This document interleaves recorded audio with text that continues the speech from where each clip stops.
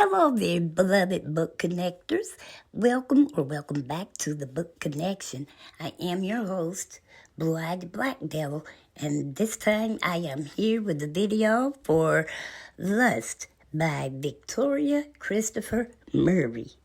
For some reason, this is the only picture or book cover I could find for this book.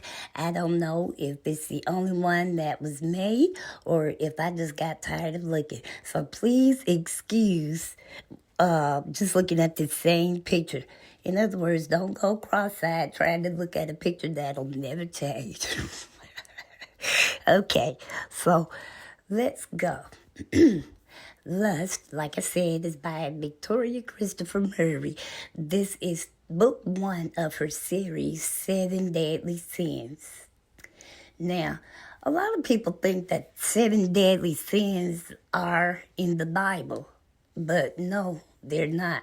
These are things that we as humans over time, especially in the Christian community, have come up with, but these are not listed anywhere in the Bible.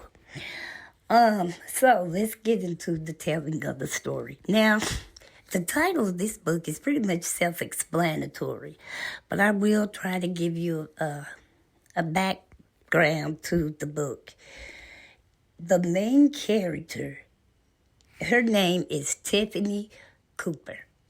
Tiffany was raised by her grandparents. Her mother's parents ended up raising her. Why? Because Tiffany's mother got involved with a married man. And apparently he didn't want to leave his wife or whatever. And so on Tiffany's second birthday, her mother decided that Tiffany and the world would be better off without her, so she checks out. Now, her grandparents are loving, nurturing, all that you need in a parent. But they're strict. Her grandfather is a minister, and so she pretty much knew she had to walk the line in their house in the way she carried herself or conducted herself in the streets. And she's the good girl. She goes to college and all that happens when you're growing up and finding out who you're becoming as a young adult. Well, she meets this man, Damon King. Damon was once a bad boy. He and his best friend, Trey Taylor, used to run together, and they got into some form of drug business down in Atlanta, Georgia. They were originally from Washington, D.C. All right, some way Trey ended up getting caught up, and he ended up doing 7 years in prison. And the whole while he was gone, at some point, Damon went back to D.C., and this is where he meets Tiffany. Now, Tiffany knows that Damon and Trey are best of best friends, but she did not, for whatever reason, care for Trey. I guess it's because he did time, because Damon, his hands were just as dirty as Trey's, but Trey was the one that got popped. So she goes and she spends the night with Damon, and then they get up one morning and he just kind of springs it on her.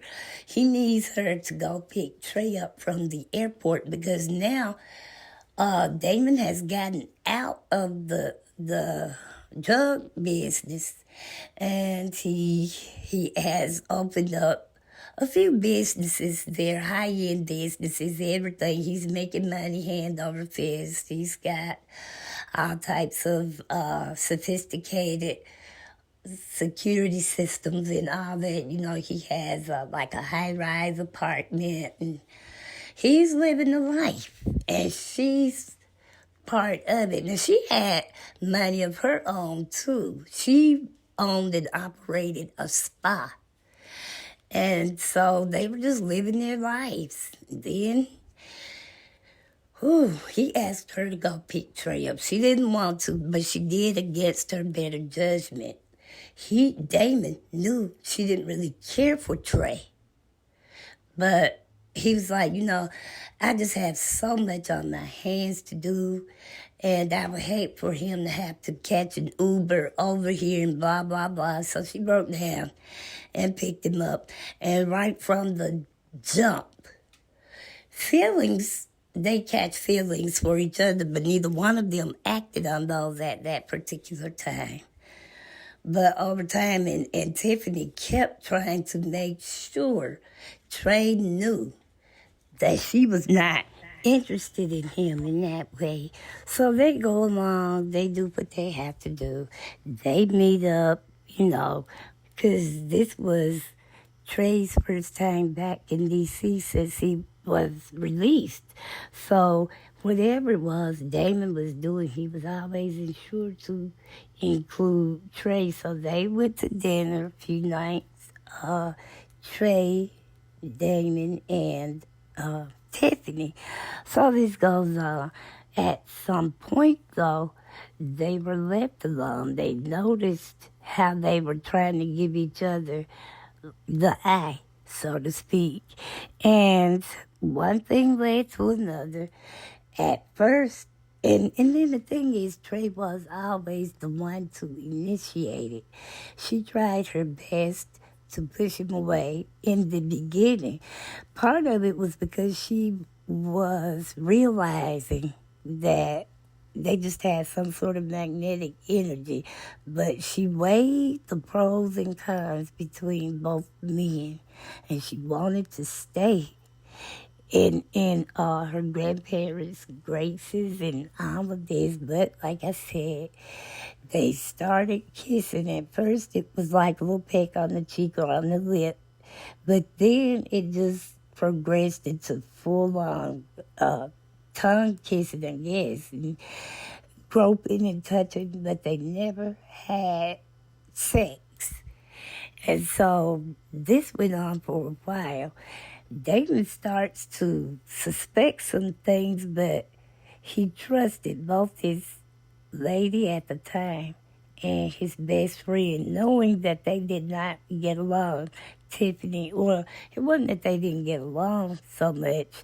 It's just that Tiffany didn't care to be a part of Trey's lifestyle.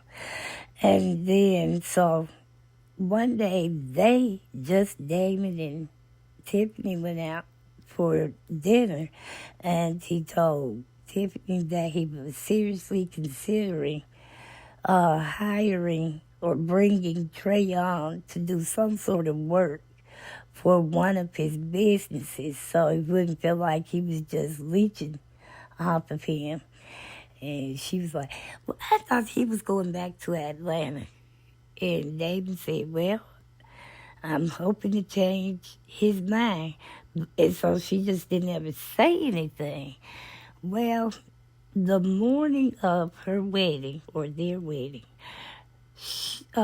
Tiffany's best friend, Sonia, came by to spend the whole morning helping her prepare for the wedding. But when she gets in the house, she sees that Tiffany is a wreck. She's just crying her heart out and stuff. And she revealed to Sonia that she had been kissing Trey the night before. And Sonia was like, oh my gosh. And she said, you kissed? She said, yeah, but that's all it was. It was a kiss, and I was wrong. It was wrong. We were both wrong. And Sonia was kind of just thinking. And finally she said, well, is this your first time? And Tiffany said, yes. She kept saying yes. Yes, it was the first time. She said, well, I would not suggest you spring this on Damon, just hours before you are to walk down the aisle. And she did not tell her necessarily not to tell Damon, but it was almost as if, yeah, let's get our party on. Then y'all can deal with all of this stuff afterwards. That was the attitude I took from Sonia. So she didn't. Eventually, though, they got married that day. And right after the wedding, they left to go to Dubai. The whole while they were in Dubai, Tiffany just shut down. She wasn't herself. And every time she realized that Damien was becoming suspicious, she would just go and throw herself at him, just have sex, just, it was the honeymoon, so it wouldn't have been out of character for them to have just reckless, abandoned sex, but she only seemed to do it if he was to question her about, what are you going on? What's going on? Why are you crying? Why are you so sad? And all this stuff. And she would have to make up lies on the spot, just not that deep. I couldn't do it. But, so they come back. And instead of just taking a few days for themselves at their house, at their apartment, they both decided to go to work. That was a way of Tiffany releasing some of this pent-up confusion and things, and for basically the same way for Damien. He just couldn't understand what in the world had his wife so upset. Okay, there was something going on, some event that Damon was hosting in one of his office buildings. And he, Tiffany had made plans to attend the event with him. But as he got out of the shower and got completely dressed, he thought she was getting dressed. She's sitting in there, lost track of time, trying to figure a way out of going tonight. But then she could look at him and she heard it in his voice. He was starting to become very impatient and stuff. So she said, I'm coming. I just want to make sure I look my best for you and all that stuff. She said, I'll be there in about 30 minutes. I promise. Well, that 30 minutes turned into 2 hours. But she finally got there and it was packed. But she looked up and she spotted her husband talking to some men. So she goes over to him. So he introduces her to all of the people that she didn't know. Sonia and her husband were there. They laughed and talked for a little while, but eventually Damon asked Tiffany to go with him upstairs. Now, it's some sort of office building. What kind, I don't know, but you can see all of D.C. from this great view. And you can look down below you and see your guests, how they seem to be enjoying themselves. So that's what that was. They talked and all of that stuff. Then he has to run back downstairs. I'm not remembering why she didn't go down there, if she made some excuse for going back up. All I know is he's down there entertaining, and he just kind of casually looks up and sees Tiffany running across the hall. And he's like, what's wrong with her? Is she sick? Whatever. He said a few more words, and then he looks up again expecting to see Tiffany, but he sees Trey instead. Ooh. So they went on with that. After that happened, Damon asked her again that night if everything was okay. What can I do? Because she had run out of alibis and excuses and all of that stuff.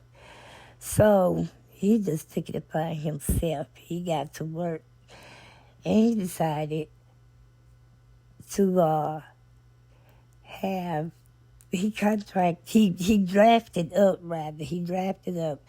this big, elaborate thing trying to get someone to try to blackmail Tiffany into admitting that she had been with Trey. So he had the secretary to find some local actress studio there.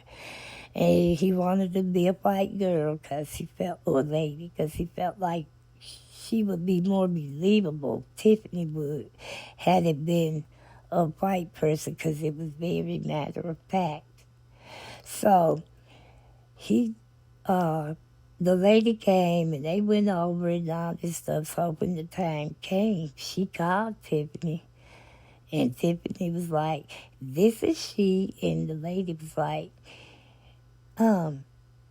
"Tiffany King?" She said, "Yes." And she said, "You don't know me, but I know you. And I think there's something we need to settle." And she was like, "Look at that big.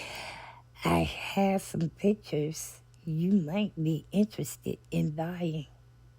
And at first, Tiffany just kept, "No, what pictures? Of who?" And I don't know anything about any pictures from anybody. No. But at some point, you could hear the doubt creeping in. She was like, "He never let on that he was filming. He definitely didn't ask me to do that." And so the lady was like, "Well, you can have every picture I have if you can pay me $50,000 up front." And so eventually, it never came to that, because at some point, Damon had to run out. He and Trey were going to meet up. It was something they used to do from time to time down in Atlanta. They have lunch and go over whatever it was they were into. Well, this day was no different, but Trey asked about Tiffany, and at that point, he notices that Damon, his whole facial expression changed. He considered telling him that he didn't know what was wrong, but something was definitely not right with Tiffany. So, okay, they chalk it up. He tells Damien that he doesn't think he wants to move back to D.C. Now, while he was in prison, Damon was seeing about Trey's grandmother. I don't remember what happened to Damon's family, but Trey's grandmother took Damon in as a child, and they had remained best friends, thick as thieves, for over 30 years of life. So they could kind of read each other's body language and all this stuff. But he has never confronted Tiffany or Damon. Okay, so this goes on, and she's now back to Tiffany. She's pushing Trey away. He pops up, he sits up and watches the Damon's comings and goings. And if Tiffany didn't leave with him, at some point he just got bold and started going right to knock on the door. At the time he saw Damon pull out of the driveway or the carport. So this goes on. They know, no. Yeah, now just kissing and groping and stuff, and she had got overly excited, and right when they were about to actually consummate their physical relationship, a bell went off in her head, and she created some excuse, and he didn't fight her at that time about it. But he was like, you want me, He kept taunting her. And so that's how that went back and forth. Now, the day that Tiffany and Damon married, Tiffany's grandfather told Damon, you better treat her right or you'll have to deal with me. And for the most part, Damon did seem to respect her grandfather's opinions and ways and stuff. He knew he was married to his granddaughter. She was raised pretty much to be a well-respected and well-rounded young lady. Okay, so they're going back and forth, Damon and Tiffany. All right, so finally they meet up for lunch for the last time. And then they went to walk around in one of Damon's other office buildings that had not opened for business yet. It was still being built. So at some point, Damon finally just looks at Trey and he's like, "Are you sleeping with Tiffany? Are you sleeping with my wife?" Trey's expressions are nothing. He never was alarmed or anything.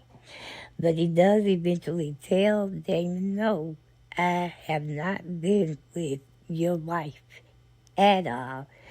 And so, okay, they had that out the way. And finally, they had that come to Jesus moment between them because, Trey felt a little betrayed by Damon. Damon never let on that he was the source behind him getting whatever he was getting in prison, keeping money on his books. And he just didn't know. And he had already told Trey that he would see about his grandmother until he got out. And he did. But still, with all of that being said, Trey still felt, I don't know, he just kind of alluded to it being, that could have just as easily been you as it was me, and you, what is my pay for doing whatever? But that is not what was said. All of a sudden, that boyhood stuff went out the window. When Damon asked him had he slept with Tiffany, he adamantly denied sleeping with her. He just wasn't surprised that Damon asked him about her. So they go on, they squash that, or so it seems. They get ready to go out. And then they turned around. I think Trey said something first to Damon. And Damon had put his hand on his weapon. And then, next thing you know, Trey just like out of nowhere raised his fist like he was getting ready to punch Damon in the chest. But right at that split second, Damon pulled his piece up. And Trey was like, "Oh, I dare you to do it. I dare you. You ain't that crazy." This, that, and other. No. And Damon did not want to do it for the longest. And, but eventually, he just kept on. And Damon checked him out. Then he had his handlers to clean up the mess so no one would ever know. Then he goes home and tells Tiffany that Damon, that Trey had left. I'm sorry, I'm all over the place. But he told Tiffany that Trey had gone back to Atlanta, and the look of relief was just a mile wide. Nobody ever brought up the supposed pictures after all of that. And it took them a minute, Damon and Tiffany, but they finally did work things out. So the book ends all nice and wrapped up tidy. She and Damon stayed married. They have a son, DJ, and Sonia and her husband are the godparents to their baby. Now, after Damon off Trey, he went and moved